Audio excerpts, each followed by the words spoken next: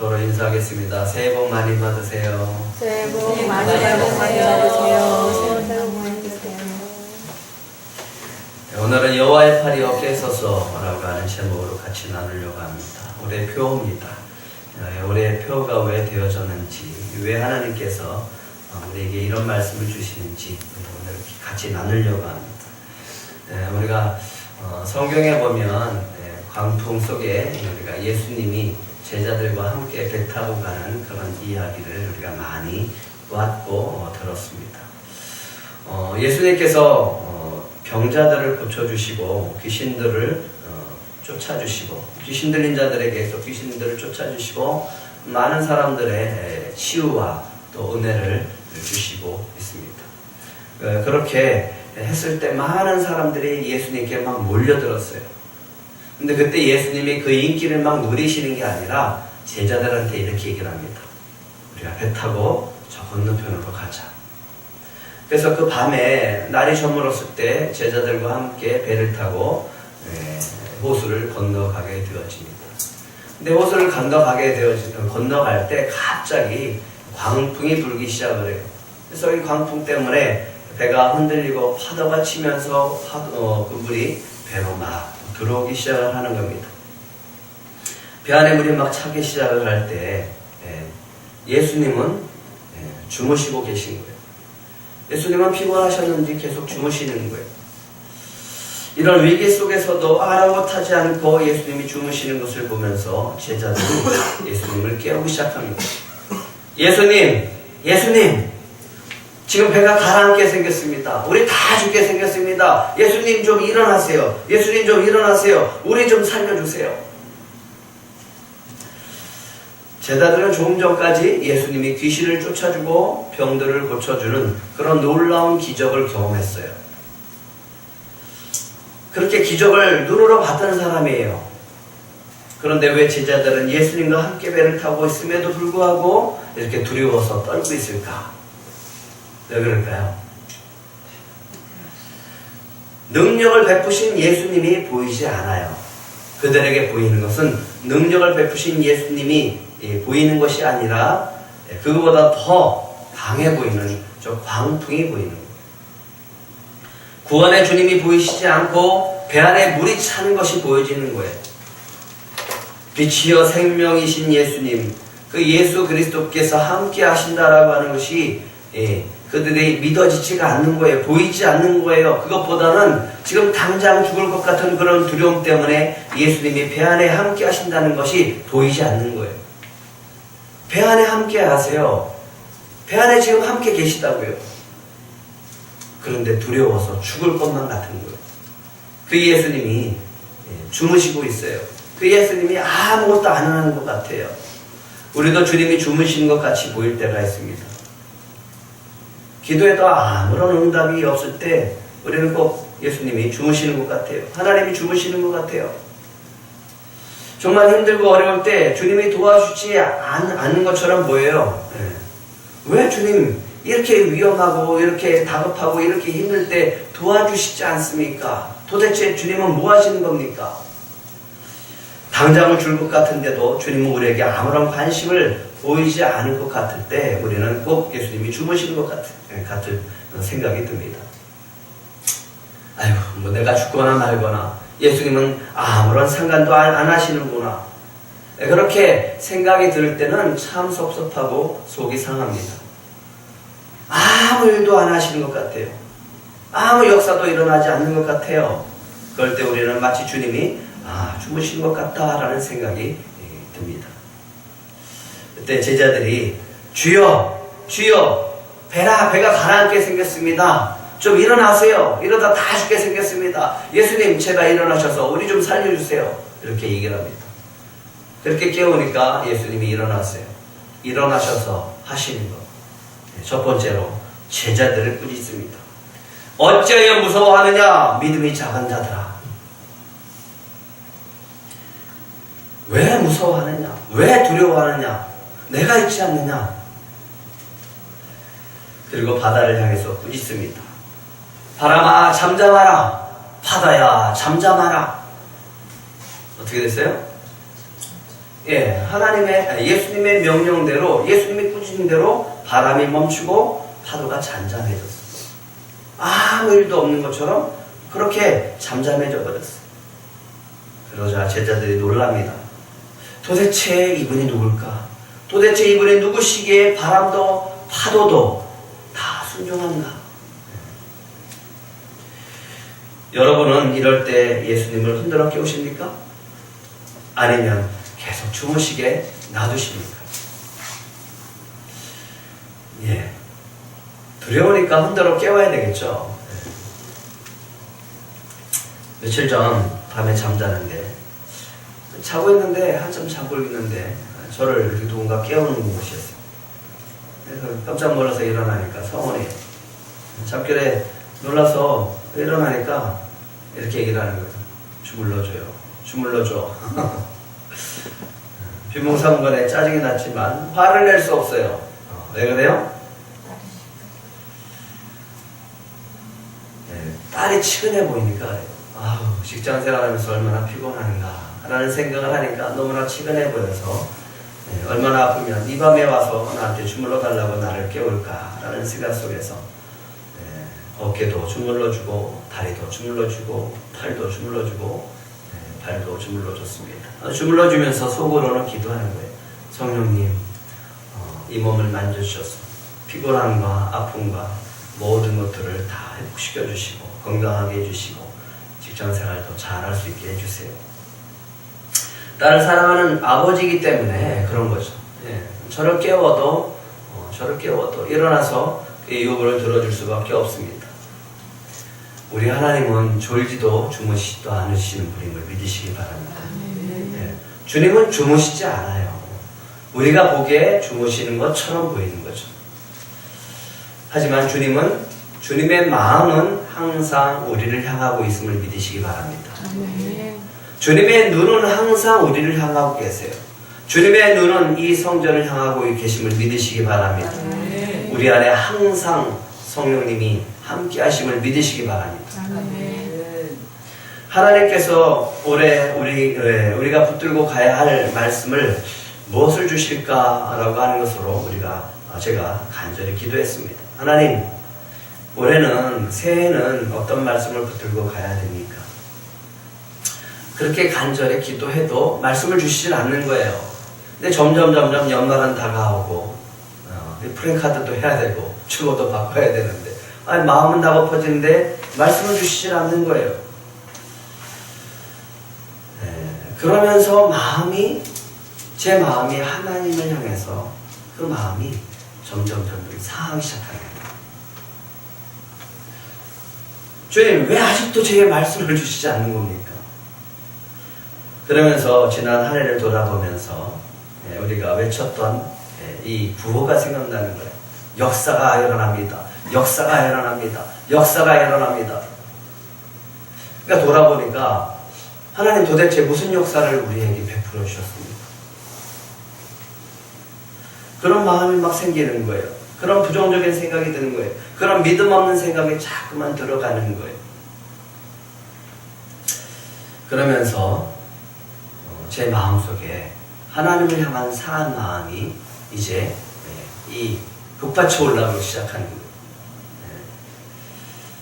하나님, 지난 9년 동안 하나님은 우리 교회를 향해서 어떤 역사를 베풀어 주셨습니까? 그러면서 따지기 시작을 하는 거예요. 그러면서 하나님한테 계속 그런 질문을 던지는 거예요. 하나님, 도대체 우리에게 어떤 역사를 베풀어 주셨습니까? 하나님, 도대체 주무시고 계신 것은 아닙니까? 좀 일어나세요. 좀 일어나셔서 이제는 좀 일 좀 하세요. 그렇게 간절히 기도를 했습니다. 그렇게 한참 기도를 하고 또 하나님과 이렇게 씨름을 하고 있을 때 북받쳤던 그런 감정이 점점 가라앉기 시작을 했습니다. 그러면서 제가 드리는 기도의 태도가 바뀌어지기 시작하는 거예요. 그래봤자 저만 힘들다는 걸 내가 잘 아니까 작전을 바꿔야죠. 어떻게? 이제 좀 애교를 부려야 될 것 같아요. 애교를 부려야 될 것 같아요. 그러면서 이렇게 기도를 했습니다. 사랑해 주님, 어떻게 하면 제가 하나님의 마음을 열 수 있을까요? 사랑의 주님, 제가 어떻게 하면 하나님의 마음을 열 수 있을까요? 사랑의 주님, 어떻게 해야 주님께서 마음껏 일하실 수 있을까요? 라고 하면서 기도가 바뀌어지기 시작했습니다. 그러면서 얼마 전 우리가 수요 예배 때 나눴던 이 말씀이 생각이 났습니다. 9절 한번 다시 읽어볼까요? 9절 시작. 여호와의 팔이 어깨에 서서 깨소서 능력을 베푸소서 옛날 이 시대에 계신 것 같이 하소서 라합을 점이시고 용을 찌르신 이가 어찌 주가 아니시며. 이 말씀이 생각이 나는 거예요. 그래, 여호와의 팔이 어깨에 서서 깨소서 능력을 베푸소서 옛날 예시대에 계신 것 같이 하소서. 이 말씀이 오늘 우리가 붙들어야 될 말씀이구나 라고 하는 것으로 제가 믿고 올해 표로 이렇게 삼게 되어졌습니다. 올해 우리가 이 말씀을 붙들고 기도함으로 하나님의 팔을 깨우시는 저와 여러분이 되시기를 축복합니다. 하나님을 깨우기 위해서 먼저 하나님은 우리가 좀 어떤 분인지를 알아야 돼요. 오늘 안 읽었지만 1절과 2절을 한번 같이 읽어보겠습니다. 1절과 2절 시작. 의를 쫓으며 여호와를 찾아 구하는 너희는 나를 들을지어다. 너희를 떠낸 반석과 너희를 파낸 우묵한 구덩이를 생각하여 보라. 너희 조상 아브라함과 너희를 생산한 사라를 생각하여 보라. 아브라함이 혈연을 간신으로 있을 때 내가 부르고 그에게 복을 주어 창성케 하였느니라. 하나님은 어떤 분이시냐면 한번 따라해 보실래요? 의로우신 분. 하나님은 의로우신 분이십니다. 하나님께서 이스라엘 백성들과 언약하신 것을 신실하게 지키시는 분입니다. 그런데 그 신실하게 지키시는 기준이 뭐가 되냐면 하나님과 이스라엘 백성 사이에 맺은 언약이다라고 하는 거예요. 하나님이 말씀하신 것입니다. 하나님을 섬기기로 약속해놓고 이스라엘 백성들은 하나님과의 언약을 깨뜨리고 우상을 섬기기 시작합니다. 가나안 땅에 정착하면서 가나안의 땅의 우상들을 섬기고 이방들의 우상을 섬기기 시작합니다. 하나님만을 의지하기로 그들은 결단하고 하나님과 약속을 했지만 하나님보다 어떻게 하면 군사력을 좀 보강할까? 어떻게 하면 저 강한 강대국을 의지할까 하면서 그들은 군사력을 의지하고 사람을 의지하고 강대국을 의지하면서 살았습니다. 하나님은 가나안 땅을 주시면서 하나님의 말씀을 주셨어요. 율법을 주시면서 너희들의 이 율법을 지키며 살아라 라고 했습니다. 너희들에게 이 계명과 법도와 율례를 지키며 살아라 라고 했습니다. 그들은 네 그렇게 하기로 했습니다. 그렇지만 하나님의 말씀을 지키지 않았습니다. 부하고 권력 있는 사람은 가난하고 힘없는 사람들을 억울하게 만들었어요. 그들을 착취했어요. 가난한 자들에게 재판을 불리하게 해서 억울하게 만들었습니다. 사치하고 호의호식하면서 가난한 자들을 돌보지 않았어요. 성전에 와서 제사들을 드리기는 하지만 형식적인 예배를 드리는 거예요. 형식적으로 제사를 드리고 형식적으로 제물을 드리는 거예요. 마음은 하나님께 있지 않아요. 마음은 세상에 있는 거예요. 심지어 동족인 북이스라엘이 아수르에서 멸망당합니다.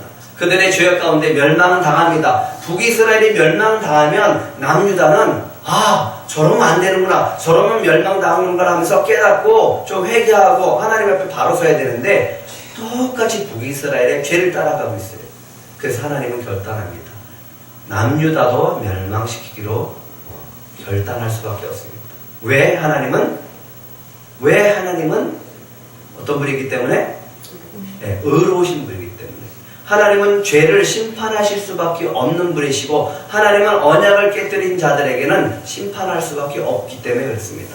하나님은 하나님의 말씀대로 행하실 수밖에 없기 때문에 그렇다라고 하는 거예요. 하나님은 의로우신 분임을 믿으시기 바랍니다.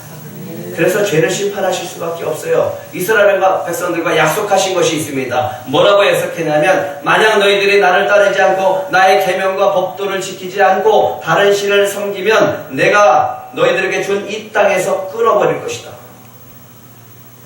솔로몬이 성전을 짓고 하나님 앞에 봉헌을 드렸어요. 그런데 하나님이 이렇게 얘기를 합니다. 너희들이 이렇게 아름다운 성전, 이렇게 정성 들인 성전이라고 할지라도 내 말을 지키지 않으면 이 성전을 내가 던져버릴 것이다. 너희들이 내 말을 따르지 않고 내 율법을 따르지 않고 내 언약을 지키지 않으면 너희들이 모르는 이방인들을 내가 일으켜서 너희들을 포로로 끌려가게 할 것이다. 하나님은 분명히 그렇게 약속하셨어요. 그런데 그들이 지키지 않았어요. 그래서 하나님은 어쩔 수 없이 심판하실 수밖에 없는 의로우신 분이라고 하는 거예요. 결국 하나님은 약속대로 남유다를 멸망시키십니다. 그들을 심판하실 수밖에 없었어요. 하나님은 어떤 분이라고요? 의로우신 분입니다. 그래서 항상 우리가 기억해야 될 것이 있습니다. 예수님이 말씀하셨던 것처럼 먼저 그의 나라와 그의 의를, 그렇지만 하나님은 그렇게 의로우신 분이기도 하지만 하나님은 또한 위로의 하나님이십니다. 그렇게 죄로 인해서 심판하실 수밖에 없지만 죄렇게 심판하시고 나서 가슴 아파하시는 분이에요. 너무너무 힘들어하고 고통스러워하세요. 하나님의 자녀들, 하나님의 백성들이 고통당하는 것을 참으로 고통스러워하시고 괴로워하시는 분이에요. 주님은 우리가 기뻐하는 것을 기뻐하실 줄 믿습니다. 하나님은 긍휼을 베풀어 주시고 사랑의 하나님이십니다. 그들을 품에 안으시고 그들을 회복시키시기를 원하시는 분입니다. 비록 죄 가운데 심판을 당하고 이스라엘 백성들이 포로로 끌려가고 이스라엘 땅이 무너졌고 황폐하게 되어지고 성전이 무너지고 예루살렘이 황폐되어졌을지라도 하나님은 다시 그것들을 회복하시기를 원하시는 분이다라고 합니다. 그래서 3절과 4절에 이런 말씀을 합니다. 같이 읽겠습니다. 시작. 나 여호와가 시온의 모든 황폐한 것들을 위로하여 그 사막을 에덴 같게 그 광야를 여호와의 동산 같게 하였나니 그 가운데 기뻐함과 즐거움과 감사함과 창하는 소리가 있으리라. 내 백성이여 내게 주의하라. 내 나라여 내게 귀를 기울이라. 이는 율법이 내게서부터 나갈 것이니라. 내가 내 공의를 만민의 빛으로 세우리라. 이스라엘의 죄로 말미암아 예루살렘이 파괴되고 성전이 파괴되었지만 하나님의 본뜻은 그들을 멸망시키는 것이 아니라 그들이 죄를 깨닫고 돌아오기를 원하시는 겁니다. 그래서 그들을 다시 하나님의 능력의 팔로 황폐한 것들을 다시 회복시키기를 원하십니다. 비록 황폐한 땅일지라도 그 땅을 에덴 같게 하신다라고 했습니다. 저 사막 같은 땅일지라도 하나님은 여호와의 동산 같게 하시는 분입니다. 그것이 하나님의 본심인 겁니다. 어떻게 하면 이 백성들을 위로할까? 위로의 하나님이시다라고 하는 겁니다. 아무리 죄로 인해서 황폐한 땅이 되었다고 할지라도 그 죄를 깨닫고 돌아가면 하나님은 회복시키시고 그들을 기쁨으로 돌아오게 하시는 분이다라고 오늘 말씀하고 있습니다. 여러분들이 아무리 인생 속에서 황폐한 땅을 갖고 있을지라도 우리가 주께로 돌아오면 그 사막이 에덴 같고 광야가 여호와의 동산 같게 변하게 되어질 줄 믿습니다. 하지만 이스라엘 백성들은 바벨론으로 끌려갔을 때 이렇게 생각했어요. 하나님이 우리를 버리셨구나. 하나님이 영원토록 우리를 잊어버리셨구나. 하나님이 이제는 우리를 생각하지도 않으시는구나. 아무리 기도해도 응답하시지 않는구나. 하나님은 주무시나 보다. 하나님은 우리를 버리셨나 보다. 그런 마음으로 실망하고 있었습니다. 그때 하나님은 이렇게 얘기합니다. 너희들이 그런 두려움 가운데 있을 때, 그런 염려가, 그런 슬픔이 있고 그런 속상함이 있을 때 이렇게 기도하라라고 하는 거예요. 예언자가 일어나서 이렇게 기도를 하기 시작을 합니다. 다시 한번 9절 10절 읽겠습니다. 시작. 여호와의 팔이여 깨소서 능력을 베푸소서 옛날 예시대에 계신 것 같이 하소서. 라합을 점이시고 용을 찌르신 이가 어찌 주가 아니시며 바다를 넓고 깊은 물을 마리시고 바다 깊은 곳에 길을 내어 구속받은 자들을 건너게 하신 이가 어찌 주가 아니시니까. 하나님, 우리를 떠낸 반석과 우리를 파낸 우묵한 구더기를 생각하여 보라고 말씀하시지 않았습니까? 옛날 옛적에 저 아브라함을 선택하시고 저를 가나안 땅으로 인도하셨고 아브라함과 이삭과 야곱을 통해서 축복을 하셔서 이 이스라엘 민족을 만드시지 않았습니까? 하나님이 직접 지으시지 않았습니까? 우리가 저 애굽에서 종살이 할 때 하나님은 놀라운 그 능력의 팔로 저 홍해를 가르시고 바로를 심판하시고 10가지의 재앙을 베푸시고 애굽의 군대를 수상시키시고 우리를 저 홍해에서 건지시지 않았습니까? 애굽에서 구원하시지 않았습니까?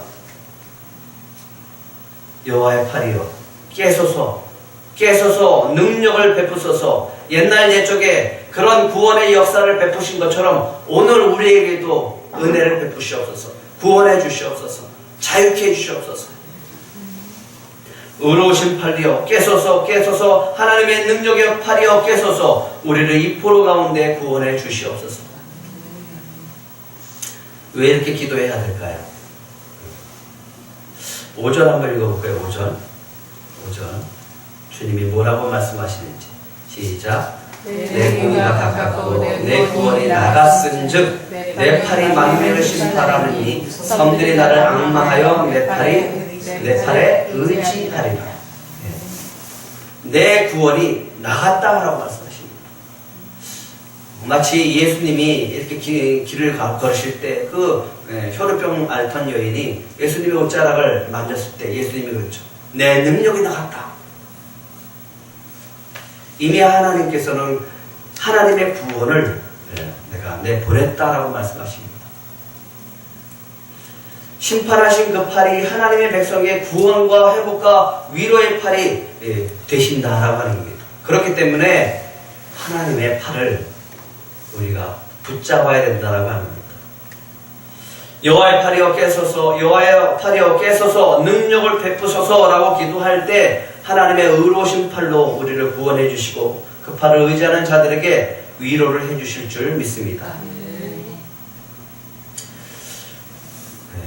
데일 카네기라는 분이 있죠. 유명하신 분이기 때문에 이분의 어린 시절을 읽으면서 참 가슴이 아팠어요. 이분은 어려서부터 너무너무 가난했어요. 그래서 14살까지 이 고무신이나 장화를 신어본 적이 없대요. 그래서 항상 발이 젖어 있었다고 합니다. 아무리 기나긴 이 겨울에도 제대로 된 신발을 신고 살아보지 못했다고 합니다. 부모님은 하루에 16시간씩 부지런히 일했지만 어렸을 때부터 항상 빚에 그렇게 쪼들려 살았습니다. 큰 홍수가 나서 밭이 다 침수되기도 하고 한 번은 5, 6년 계속 흉년이 이어지기도 했다고 합니다. 돼지를 키웠지만 전염병으로 죽었습니다. 이 카네기가 아버지를 볼 때 아버지는 뭘 해도 안 되는 사람이다라고 생각했습니다. 뭘 하셔도 무슨 일을 해도 항상 안 되는 분이셨어요. 송아지나 돼지 새끼를 사서 열심히 먹여주고 살을 찌워서 돈이 되겠다라고 생각했는데 그 해는 가축 시세가 폭락이 되어져서 손해만 봤습니다. 그래서 새끼 노새를 키우면 되겠다 해서 새끼 노새를 키워서 3년 잘 키워서 열심히 길러서 팔았지만 역시 돈줘도 못 받고 팔아야 되는 그런 일이 벌어지기도 했습니다. 열심히 일했어요. 열심히 일했지만 항상 빛에 허덕일 수밖에 없었어요. 빛에서 벗어날 수가 없었어요. 밭을 조당을 잡혔지만 계속된 이 어려운 상황 속에서 이 빚을 계속 지을 수밖에 없는 그런 상황 속에서 은행에서 매일 독촉이 오고 심지어는 아버지한테 은행 직원이 욕을 하고 협박하고 하는 것을 보면서 자랐습니다. 아버지가 47살이 되도록 평생 열심히 일만 하면서 살았지만 그가 보기에는 남은 것은 빚밖에 없었다. 그리고 불력감뿐이 없었다라고 그런 고백을 하고 있습니다. 몸은 병들어갖고 의사는 반년도 못 살고 돌아가실 것이다 라고 이렇게 얘기를 했습니다. 그런 아버지가 어느 날 입에서 이런 말을 했습니다. 살기 싫다. 살기 싫다. 이런 말을 한 다음에, 이런 말을 하고 난 다음에는 이 어머니가 항상 긴장을 하는 거예요. 여간에서 무슨 일을 하고 있고 조금만 늦게 들어올 것 같으면, 늦게 들어오고 아직 돌아오지 않으면 이 어머니는 불안해서 아버지가 혹시나 목을 매서 죽지는 않았느냐 하는 그런 걱정 때문에 막 달려가셨다고 합니다. 어느 날 아버지가 은행에 갔다가 오다가, 은행 직원한테 불려갔다가 오다가 강가에 서서 다리 위에 서서 이렇게 강을 내려다 보고 계셨습니다. 차라리 강에 뛰어들어서 삶을 끝내버리는 게 나을지도 모르겠다라는 생각을 하셨다고 합니다. 나중에 이 카네기한테 그런 고백을 했다고 합니다. 이런 얘기를 하면서 그때 왜 내가 강에 뛰어들지 않았는지 아니? 라고 물어봤어요. 그러면서 이런 고백을 합니다. 우리 가족이 하나님을 사랑하고 계명을 지키면 언젠가는 모든 일이 잘 될 것이다 라는 너의 어머니의 믿음 때문이었단다. 카네기는 이런 고백을 합니다. 어머니의 믿음이 옳았습니다. 어머니의 기도가 옳았습니다. 그리고 이런 고백을 합니다. 아버지가 그 42년 동안이나 행복하게 사시다가 89세에 돌아가셨습니다. 그 고통과 분민을 날마다 하나님께 기도하는 어머니 덕분이었습니다. 매일 밤 우리가 잠자리에 들기 전에 어머니는 성경을 읽어주셨습니다. 마음의 평화를 위해서 이런 말씀도 읽어주셨습니다. 그런데 이 글 속에서 너무나 감동이 됐어요. 이 말씀이. 내 아버지 집에는 많은 저택이 있느니라. 내가 그곳에 가서 너희들을 위해 거처를 마련하리라. 내가 있는 곳에 너희도 함께 있을 것이다. 이 말씀이 참 큰 위로가 되어주겠구나 라는 생각을 들었습니다. 그리고 나서 우리는 무릎을 꿇고 하나님께 기도했습니다. 나는 지금도 어머니가 일하면서 부르시던 찬송가를 기억하고 있습니다. 평화 평화로다 하늘 위에서 내려오네 그 사랑의 물결이 영원토록 내 영혼을 덮으소서. 여호와의 팔이여 깨소서 능력을 베푸소서. 이렇게 기도하는 하나님의 자녀들에게 하나님께서 위로해 주실 줄 믿습니다. 하나님은 이렇게 말씀하십니다. 11절 12절 같이 읽겠습니다. 시작. 여호와께 구속받은 자들이 돌아와 노래하며 시온으로 돌아오니 영원한 기쁨이 그들의 머리 위에 있고 슬픔과 탄식이 달아나리이다. 이르시되 너희를 위로하는 자는 나 곧 나이니라. 너는 어떠한 자에게 죽을 사람을 두려워하며 풀같이 될 사람의 아들을 두려워하느냐? 너희를 위로하는 자가 누구라고요? 나다. 너희를 위로하는 자는 바로 나다. 나 여호와 하나님이다. 하나님이 약속하십니다. 이스라엘 백성들이 바벨론으로 끌려가서 70년 동안 긴 세월을 보내면서 마치 하나님께서 자신들을 버린 것 같고 잊어버린 것 같고 포기한 것 같고 아무 일도 안 하시는 것 같지만 하나님은 말씀하십니다. 내가 너희를 지은 여호와 하나님을 내가 너희를 지은 여호와 하나님을 어찌하여 잊어버렸겠느냐. 왜 세상을 주관하는 나를 두려워하지 않고 잠시 있다가 사라질 저 바벨론을 두려워하느냐. 그러면서 이렇게 말씀하십니다. 14절 15절 시작. 결박된 포로가 속히 놓일 것이니 죽지도 아니할 것이요 구덩이로 내려가지도 아니할 것이며 그의 양식도 부족하지도 아니하리라. 나는 내 하나님 여호와라. 바다를 휘저어서 그 물결을 뒤흔들게 하는 자이니 그의 이름은 만군의 여호와이니라. 하나님이 우리 위로자가 되심을 믿으시기 바랍니다. 그것을 믿고 기도하시기 바랍니다. 하나님이 아무것도 안 하는 것 같지만 하나님은 우리를 위로하시기 위해서 일어나실 줄 믿습니다. 믿음이 없어서 사람 때문에 환경 때문에 두려워하는 것 그것이 있다면 우리가 하나님 앞에 회개해야 됩니다. 내가 하나님께서 정말 아무것도 안 하는 줄 알고 우리가 어떻게 하면 사람에게 위로받을까? 어떻게 하면 내가 물질로 위로받을까? 어떻게 하면 내가 환경으로 위로받을까? 우리가 그래서 그 생각을 버려야 됩니다. 이런 생각이 들 때 하나님께서 우리가 빛 때문에 또 사람 때문에 질병 때문에 어둠 때문에 포로된 영혼들을 속히 해방시켜 주실 줄 우리가 믿고 기도하시기 바랍니다.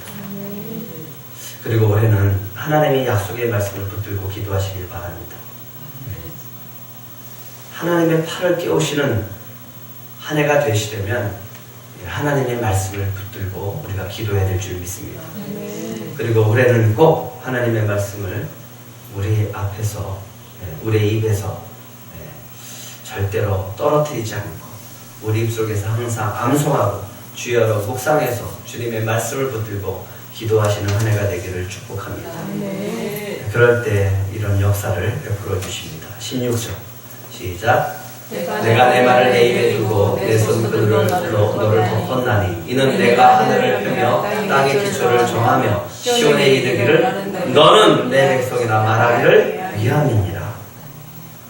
너의 입술을 통해서 나의 자녀들이고 나의 백성이글 내가 말하기 위해서 내가 이렇게 하는 거다 라고 말씀하고 계십니다.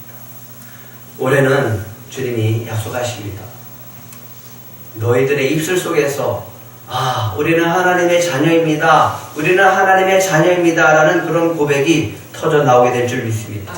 또는 하나님의 놀라운 역사 속에서 여러분들이 하나님을 향해 또 믿지 않는 자들을 향해 간증이 풍성해지는 그런 한 해가 되시기를 축복합니다. 역사적으로 보면 참 안타깝지만 결국은 이스라엘이 멸망합니다. 그리고 남유다도 멸망합니다.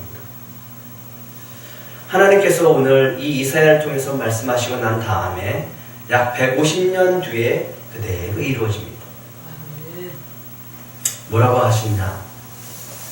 너는 내 백성이라 말하기 위해서 하나님께서는 그대로 말씀을 지키시고 놀라운 역사를 행하시는데 150년 뒤에 어떤 역사를 베푸시는지 에스라 1장 1절과 2절을 한번 같이 읽겠습니다. 시작. 바사왕 고레스 원년에 여호와께서 예레미야의 입을 통하여 하신 말씀을 이루게 하시려고 바사왕 고레스의 마음을 감동시키시매 그가 온 나라에 공포도 하고 조서로 내려 이르되 바사왕 고레스는 말하노니 하늘의 하나님 여호와께서 세상 모든 나라를 내게 주셨고 나에게 명령하사 유다 예루살렘의 성전을 건축하라 하셨나니. 여기에 보면 바사왕 고레스의 마음을 감동시키셨다라고 하는 이 단어가 나옵니다. 감동이라고 하는 단어가 오늘 깨소서랑 똑같은 단어입니다.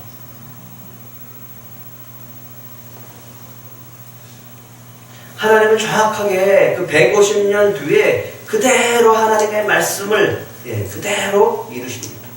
약속하신 것을 그대로 이루시면서 이렇게 얘기합니다. 내가 이렇게 하는 것 너희들이 내 백성임을 너희들의 입으로 고백하기 위해서다.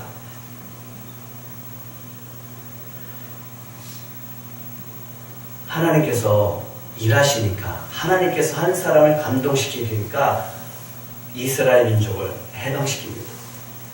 그리고 그냥 가게 하는 게 아니라 금은 다 쌓아주면서 가서 성전 건축하라라고 말씀하십니다.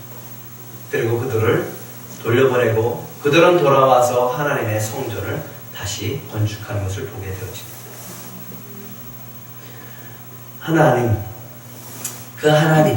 그 하나님의 팔을 올해 깨우시기 바랍니다. 이렇게 기도하세요. 하나님, 하나님이 옛적에 행하신 출애굽의 구원의 역사를 오늘도 우리들 삶에 행하시는 분임을 믿습니다. 아멘. 바벨론 포로에서 귀환하게 하시는 역사를 오늘도 행하시는 분임을 믿습니다. 아멘. 황폐한 곳을 에덴 같은 곳으로 바꾸시는 역사를 오늘도 우리들 삶에서 행하실 줄 믿습니다. 아멘. 그래서 하나님의 은혜를 말미암아 기뻐하고 즐거워하는 역사가 오늘 아니 올해 저와 여러분들 삶에 이 교회에 풍성히 맺혀지는 그런 한 해가 되시기를 축복합니다. 아멘. 다시 한번 우리가 표를 한번 읽어보겠습니다. 시작. 여호와여 팔이여 깨소서 깨소서. 여호와의 팔이여 깨소서 깨소서. 능력을 베푸소서. 옛날 예시때에 깨신 것 같이 하소서. 이 말씀을 붙들고 올해 여러분들이 기도함으로 놀라운 하나님의 역사를 경험하는 그런 한 해가 되시기를 축복합니다. 아멘. 우리 잠시 이 표를 붙들고 기도로 한 해를 시작했으면 좋겠습니다. 여호와의 팔이여 깨소서 깨소서. 능력을 베푸소서. 옛날 이 시대에 깨신 것 같이 하셔서 오늘 우리들의 삶 속에서 동일한 역사를 베풀어 주시옵소서 라고 같이 잠시 기도하겠습니다. 사랑의 주님, 오늘 이 말씀